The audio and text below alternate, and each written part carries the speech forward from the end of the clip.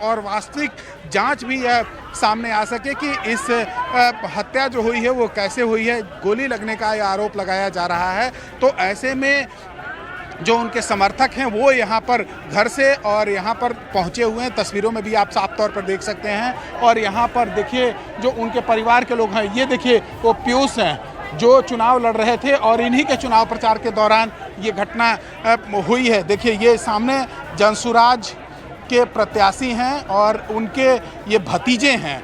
और गांव के और आसपास के लोगों का भी यह मानना है कि जब उस इलाके में तारतर इलाका है जहां पर चुनाव प्रचार चल रहा था और इसी दौरान दो गुटों के लोग आपस में भिड़े। जो जानकारी मिली है उसके मुताबिक अनंत सिंह उसी इलाके में चुनाव प्रचार करके निकले थे, जैसा कि अनंत सिंह ने एक वीडियो जारी करके भी कहा है। और उन्होंने ये कहा है कि जब वहां से वो निकल गए थे उसके बाद से यह हंगामा हुआ है। तो कौन गोली चलाया, कैसे हत्या हुई, ये सब इसके लिए टीम बनाई गई है जो जांच कर रही है। मजिस्ट्रेट की तैनाती भी की गई है। लेकिन अभी जो ये तस्वीर है ये बाढ़ अनुमंडलीय हॉस्पिटल है उसके सामने का है, जहां पर अभी उनका शव पहुंचा है। परिवार के लोग भी यहां पर मौजूद हैं और इस शव को अंदर ले जाने की कोशिश कर रहे हैं। लेकिन जो उनके समर्थक हैं वो हटने के लिए तैयार नहीं हैं, लगातार यहां पर हंगामा कर रहे हैं और अंदर शव नहीं जा पा रहा है ताकि पोस्टमार्टम हो पाए। और पोस्टमार्टम होने के बाद साफ हो पाएगा कि आखिर कितनी गोलियां लगी थी। परिवार के लोग और घर के लोग जो आरोप लगा रहे हैं, समर्थक जो आरोप लगा रहे हैं कि गोली मारकर हत्या की गई है, तो कितनी गोलियां लगी है ये सबसे इम्पोर्टेंट है। हालांकि शुरुआती जानकारी में ये कहा गया था कि एक्सीडेंट हुआ है।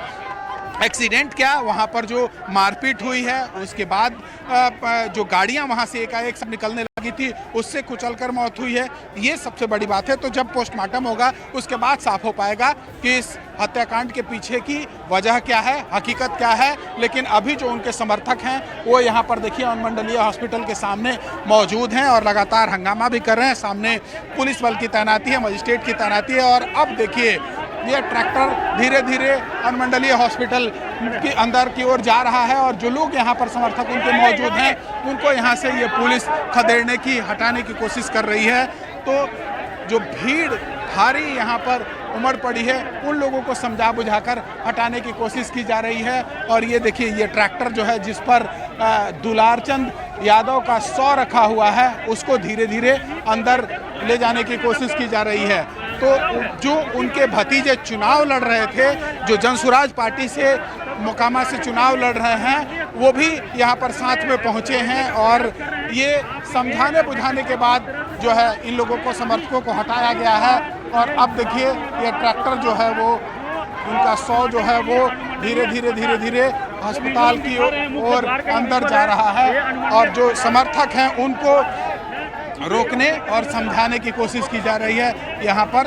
तो भारी पुलिस बल की तैनाती है, पूरे इलाके को छावनी में तब्दील कर दिया गया है। और जब पोस्टमार्टम होगा उसके बाद साफ हो पाएगा कि आखिर कितनी गोलियां लगी और किस तरह की गोली का प्रयोग किया गया। हालांकि जब शुरुआती जब हत्या की बात सामने आई थी उस समय ये कहा गया था और ये आरोप भी लगाया गया और ये भी पुलिस की तरफ से कहा गया कि एक्सीडेंट हुआ। ये देखिए जो उनके समर्थक हैं वो अंदर जाने की कोशिश कर रहे हैं अनुमंडलीय हॉस्पिटल में।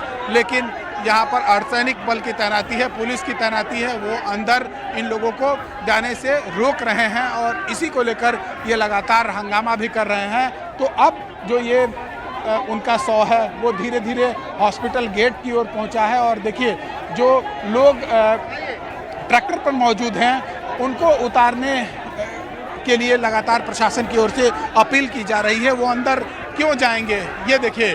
और जो ट्रैक्टर पर लोग मौजूद हैं, उनके समर्थक जो मौजूद हैं, उनके परिवार के लोग मौजूद हैं, वो लगातार ये कह रहे हैं कि अंदर नहीं जाने देंगे। ये देखिए जो ऊपर में लोग मौजूद हैं वो ये कह रहे हैं कि हम शव को अंदर लेकर नहीं जाने देंगे, अंदर नहीं जा सकता है।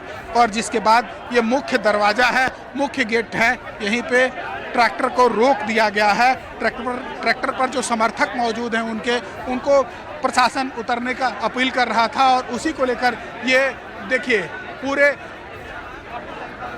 ट्रैक्टर पर मौजूद लोगों को रोक दिया गया।